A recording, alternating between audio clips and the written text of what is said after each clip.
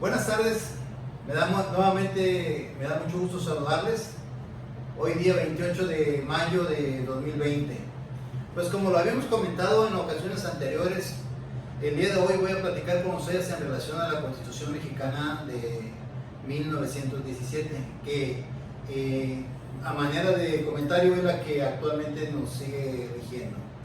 La Constitución de 1917, que fue promulgada en el año de 1917, como se los comento, el día 5 de febrero en la ciudad de Querétaro, capital, Querétaro. Como ustedes tienen pleno conocimiento, porque la historia nos han enseñado desde la primaria, en la época de don Venustiano Carranza, tras la derrota de don Porfirio Díaz, vemos nosotros que fue un paso trascendental este documento constitucional, en el cual consta de 136 artículos. Ha sido la Constitución que en su época fue la de mayor avance. Quiero comentarles y compartirles, además yo sé que ustedes lo conocen, pero simplemente como una simple referencia, esta Constitución nuestra, cuyo título oficial es la Constitución Política de los Estados Unidos Mexicanos, fue modelo de inspiración para la Constitución alemana de Weimar en el año de 1919, así como la creación de la Constitución italiana en 1947, y además de la Constitución española en 1931, en la cual en la propia Constitución de España tomaron como punto de referencia la Constitución mexicana de 1917 que les comento, en cuanto a la separación del Estado de la Iglesia y la educación laica. Entonces, desde ustedes, ¿qué es la educación laica? Precisamente la educación laica es aquella donde somos educados, donde no participa la Iglesia. A eso le llaman el laicismo de la educación. Y la importancia de la Constitución mexicana, Constitución Política de los Estados Unidos Mexicanos, que es el título oficial, pues, híjole, vemos grandes avances,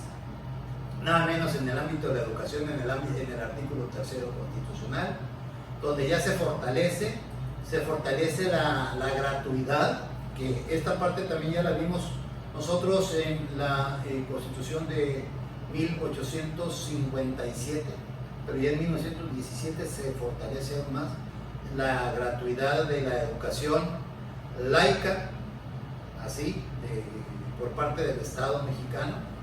y que se ha ido transformando mediante diversas reformas a la propia Constitución, al propio artículo 3º constitucional. Un gran avance en el ámbito de la sociedad, una aportación al beneficio social. Otro enorme avance que encontramos nosotros en la Constitución que estamos comentando es el artículo 27 constitucional. El artículo 27 constitucional fue también un gran avance, donde se establece la tenencia de la tierra, y donde encontramos una extraordinaria transformación es en el artículo 123. En el artículo 123, donde regulan las relaciones entre el patrón y el trabajador, que no existían esas unidades donde se da derecho a la formación de sindicatos, al derecho de huelga, a las remuneraciones que tiene todo tipo de trabajador, a ese día de descanso. En fin, vemos grandes aportaciones y grandes oportunidades de ventaja en el ámbito de los derechos sociales. En la Constitución de 1917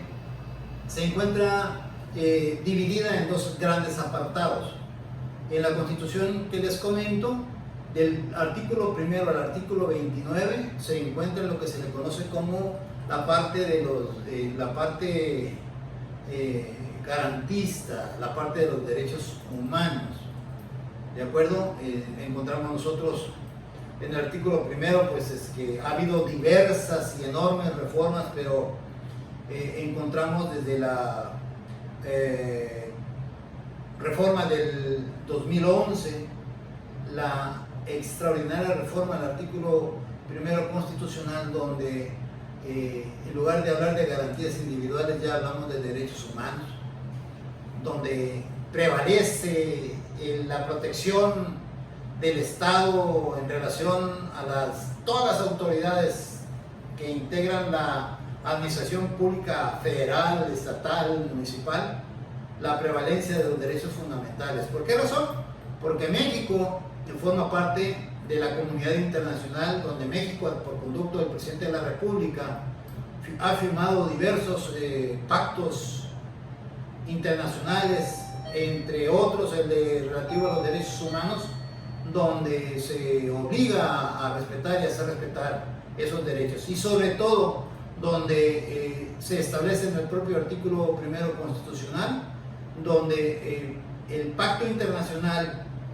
si tiene mayor cobertura de protección a los derechos fundamentales, a los derechos humanos, entonces se tomará en cuenta lo establecido en el pacto internacional que lo establecieron en la propia Constitución. Y esta parte no es porque se esté violentando la Constitución federal de nuestro país, no, porque si nosotros analizamos al artículo 133, que nos habla sobre que la Constitución es nuestro máximo cuerpo de leyes, pues no se contrapone, porque en el artículo 133 de la Constitución, que se conoce como la supremacía constitucional, ahí se encuentra autorizado, por llamarlo de alguna manera, donde dice que donde se advierte de que el cuerpo normativo que va a prevalecer es la Constitución y los tratados internacionales, y también las leyes federales que de ella emanan, ¿no? Que de ella se deriven. Entonces, ¿qué es la Constitución? Pues la Constitución viene siendo la parte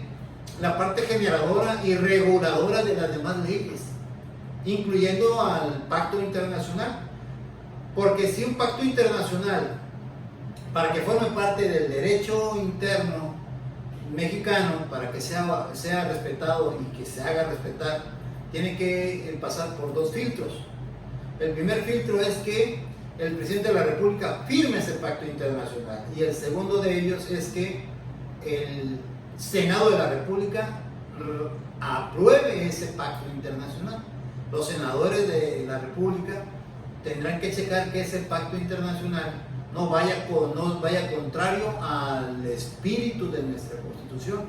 Y les comento, nuestra Constitución mexicana es fue considerada inclusive la de mayor avance en aquella época, en 1917,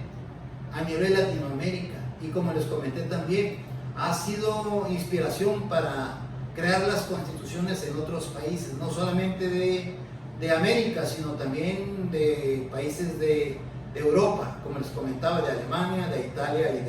y de España, en algunos aspectos que podríamos hacer el análisis comparativo. Pero lo más importante destacar en esta Constitución de 1917, pues viene siendo precisamente el reconocimiento a la no discriminación. A la no discriminación. No se puede permitir la discriminación a ningún tipo de personas, llámese por raza, por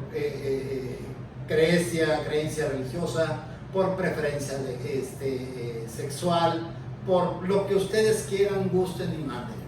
La no discriminación. Y sobre eso viene en el párrafo quinto del artículo primero constitucional, pero también en el párrafo tercero del propio artículo 1 de la Constitución Federal que comentamos. Pues ahí viene inclusive que todas las autoridades, en el ámbito de sus competencias, pero todas las autoridades tienen el deber, tienen la obligación de preservar los derechos humanos, cosa que desafortunadamente, y lo digo con absolutísima certeza y con absolutísimo conocimiento de causa, desafortunadamente no todas las autoridades llevan a cabo esa obligación que la Constitución les impone, desafortunadamente. pero no por ello vamos a culpar a todo el sistema de administración o impartición de justicia, pero sí los hay. Y a esos señores, a esos jueces, a esos funcionarios, a esas personas encargadas de administrar justicia, pues simplemente les sugiero, si no se encuentran ustedes con el deber ético, con la formación moral de respetar la Constitución y hacer que se respete la Constitución en base a lo que ustedes están obligados, por favor, retírense, váyanse, porque les aseguro que sobra gente que quiere hacer respetar y quiere respetar los derechos humanos. Pero independientemente de ello, que aquí se encuentra en todo lo que viene siendo los medios de control de la propia Constitución, llámese el juicio de amparo, ya en el artículo 103 y 107, llámese la acción de inconstitucionalidad y la controversia constitucional, que eso lo encontramos nosotros también, si no mal recuerdo, en el artículo 105 de la propia Constitución, o bien lo que viene siendo el sistema de suspensión, ojo, suspensión de los derechos fundamentales por parte del presidente en casos de emergencia, que lo señala el propio artículo 29, y además el juicio político, el juicio político o juicio de procedencia para efecto de desafuero, que lo viene señalando el artículo 111 y otros medios que la propia Constitución viene señalando en su propio texto constitucional, y sobre todo los mismos candados que tiene la Constitución para aquellos diputados federales o senadores que reforman la Constitución federal. Ellos, no por el solo hecho de que hayan llevado a cabo una reforma a la Constitución mexicana, no por ese solo hecho ya van a cambiar el texto. No, señores, tiene que contarse con la aprobación de la mayoría de los congresos de los estados. Son 32 entidades aquí en México, que es decir, cuando menos ocupan de un mínimo de 17 congresos locales para que se pueda pensar en que se cumple con esa reforma constitucional, porque tienen que ser sometidos y tienen que emitir un dictamen respecto a esa reforma constitucional. Y ahí encontramos nosotros lo que es el derecho al trabajo, el derecho a la huelga, como les comentaba, el derecho a la asociación, a reuniones, a la manifestación de las ideas, a la expresión de sus pensamientos a través de la imprenta, desde luego sin menoscabar y sin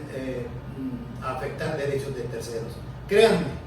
nuestro texto constitucional es uno de los textos más completos que existen a nivel mundial. Y con esto quiero decirles que habíamos hablado en un principio, ya hará algunas 2 o 3 semanas, que íbamos a platicar acerca de las constituciones en que México ha estado pasando a través de su historia, a partir desde el movimiento independentista, que fue la Constitución de Cádiz, posteriormente con el México independiente con su primera constitución, que fue la del año de 1824, y posteriormente con la modificación que hubo respecto al sistema federal y republicano de nuestro país, plasmado en la Constitución de 1836, conocido como la Constitución de las 7 leyes, y posteriormente nos encontramos con la Constitución de 1847, donde se retoma nuevamente el federalismo mexicano, y nuevamente de manera continua con la Constitución de 1857, cuando en esa misma se establece y se añaden a la propia Constitución, pero hasta el año de 1883, las llamadas leyes de reforma, y finalmente nos encontramos nosotros con la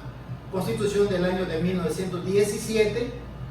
en la cual es la que nos rige y es la que se encuentra vigente hoy hasta nuestros días, con más de 500 reformas a la propia Constitución Federal. Pero vemos nosotros que ahí la llevamos. Esto a nosotros nos indica de que la Constitución ha tenido que ir sufriendo cambios, modificándose y a irse adecuando y adaptando a al mismo desenvolvimiento y desarrollo de la sociedad porque obvio es que si la Constitución no se adapta a la evolución social, no se adapta al desarrollo de la sociedad, por consecuencia vendría a ser una Constitución obsoleta. Pero créanme, nosotros debemos como mexicanos sentirnos muy orgullosos por este texto constitucional que tenemos hoy día a partir del día 5 de febrero del año de 1917 hasta nuestros días. Y con esto damos por concluido lo que habíamos comentado en relación a lo que la propia historia nos ha dicho a través de los diversos textos constitucionales por los cuales México ha tenido que pasar desde que México llegó a ser parte de la Nueva España, dejó de serlo, y a través del México independiente como primer texto constitucional, como lo comentamos, en la de 1824. Que tengan ustedes una bonita tarde. Créanme también que es necesario que nos mantengamos en casa. Las cosas no están tan fáciles como pensamos. Pensamos que a partir del 1 de junio íbamos a estar en condiciones totalmente distintas a las que nos encontramos el día de hoy. Por favor, cuídense mucho y pues lo mejor de la vida. Y ya saben que con su servidor, Francisco López Sánchez, cuentan con un amigo. Y en lo que yo les pueda servir, con todo el gusto del mundo. Buenas tardes, hasta luego.